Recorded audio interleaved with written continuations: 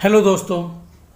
डॉक्टरों को भगवान का दूसरा रूप माना जाता है, क्योंकि डॉक्टर हमारी दवा और हमारा इलाज करके हमें अनेकों रोगों से बचाते हैं और कभी कभी तो मृत्यु के मुंह पर पहुंचे हुए आदमियों को भी डॉक्टर बचा लेते हैं और इसी कारण से डॉक्टरों को भगवान का रूप कहा जाता है।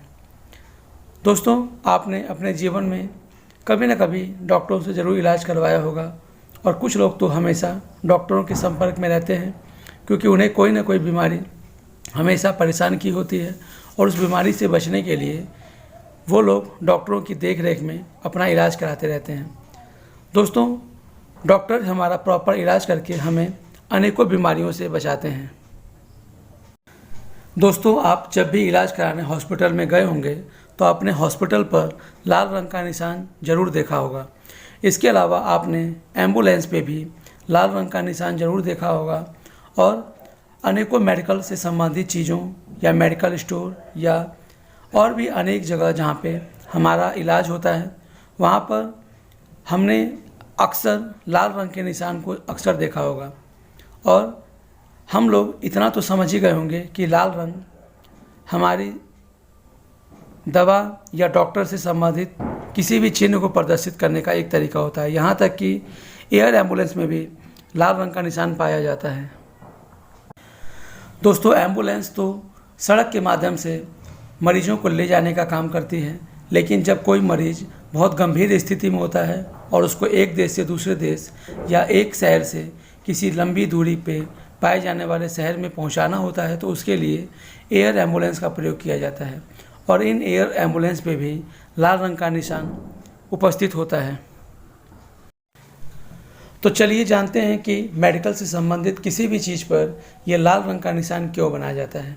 दोस्तों, असल में लाल रंग इमरजेंसी में पहचान लिया जाने वाला एक रंग होता है और मेडिकल में रेड क्रॉस निशान का प्रयोग रेड क्रॉस नाम के स्वैच्छिक संगठन के कारण किया जाता है। दोस्तों, रेड क्रॉस संगठन की स्थापना स्विट्ज़रलैंड के जिनेवा शहर में हेनरी डुनांट और गुस्ताव मोनियर ने सन 1863 में किया था। इस संगठन का मुख्य उद्देश्य विश्व में युद्ध के समय घायलों का उपचार करना था। इस संगठन के लोग चिन्ह रेड क्रॉस के कारण आसानी से पहचाने जाते थे और उन्हें युद्ध में आसानी से जाने दिया जाता था।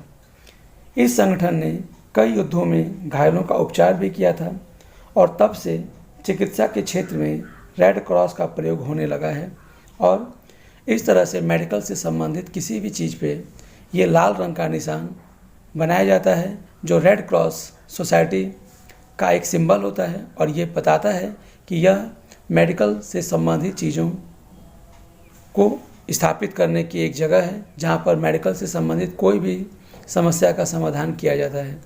दोस्तों, इस रेड क्रॉस संगठन का मुख्य काम द्वितीय विश्व युद्ध से स्टार्ट हुआ था, जब बहुत सारे घायलों का इलाज इस रेड क्रॉस सोसाइटी ने किया था, क्योंकि ये रेड क्रॉस सोसाइटी इस लाल रंग के सिंबल के द्वारा आसानी से पहचाने जा सकते थे और ये युद्ध के बाद घायलों को उपचार करने का काम करते थे और इस तरह से इस सोसाइटी ने द्वितीय विश्व युद्ध और उसके बाद के बहुत सारे युद्धों में बहुत सारे घायलों का उपचार किया और उसके जीवन को बचाने का काम किया।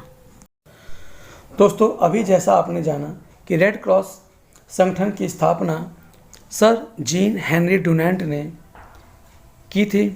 इनका जन्म सन 8 मई 1828 को हुआ था और इनकी मृत्यु सन 1910 में हुई थी। इनको फादर ऑफ रेड क्रॉस कहा जाता है, क्योंकि इन्हीं के द्वारा रेड क्रॉस सोसाइटी की स्थापना की गई थी। दोस्तों, रेड क्रॉस सोसाइटी की स्थापना सन 1863 में की गई थी और इनके इस काम के लिए इनको सन 1901 में शांति का प्रथम नोबेल पुरस्कार दिया गया था। दोस्तों, इनके काम को बहुत ही ज़्यादा सराहा गया और पूरे विश्व स्तर पर इनके काम को सराहना और प्रोत्साहन देने के लिए ही इन्हें सन 1901 में नोबेल पुरस्कार दिया गया था।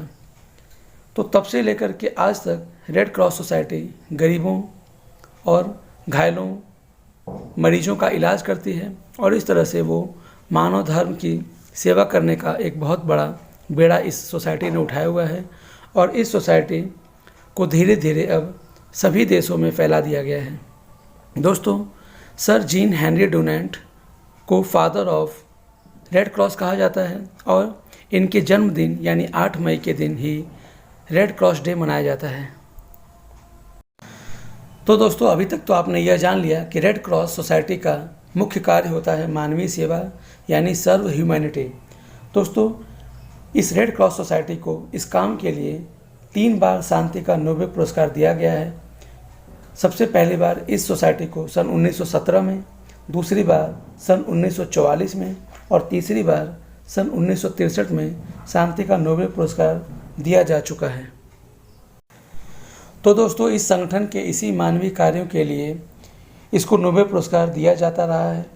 दोस्तों पहला रेड क्रॉस डे 8 मई सन 1948 को मनाया गया था और तब से लेकर के प्रतिवर्ष सर हेनरी डुनेंट के जन्मदिन यानी 8 मई के दिन रेड क्रॉस डे पूरे विश्व में मनाया जाता है और इसको लोगों में प्रसारित भी किया जाता है। दोस्तों इसी तरह से इस सोसाइटी की तरह से ही भारत में भी इंडियन रेड क्रॉस सोसाइटी की स्थापना की गई और इसकी स्थापना सन 1920 में की गई थी और इसका हेडक्वार्टर नई दिल्ली में स्थित है। दोस्तों भारत में इंडियन रेड क्रॉस सोसाइटी की स्थापना तो 1920 में की गई थी और तब से अब तक भारत में 700 से भी अधिक इसकी शाखाएं बना दी गई हैं और लगभग भारत के हर बड़े शहर में इसकी शाखाएं हैं। भारत में इसकी स्थापना के समय इस संस्था का नाम international committee for relief to the wounded था, लेकिन बाद में इसका नाम बदलकर red cross society in India कर दिया गया। तो दोस्तों अब तो आप ये जान ही गए होंगे कि इस इंडियन रेड क्रॉस सोसाइटी या रेड क्रॉस सोसाइटी का मकसद होता है मानवीय सेवा करना और घायलों और मरीजों का इलाज करना, और यह पूरे देश के लगभग पूरी दुनिया के हर देश में फैल गया है। तो दोस्तों आपको यह वीडियो कैसा लगा इसे हमारे कमेंट बॉक्स में ज़रूर बताएं और इस चैनल को लाइक और सब्सक्राइब ज़रूर करें। धन्यवाद।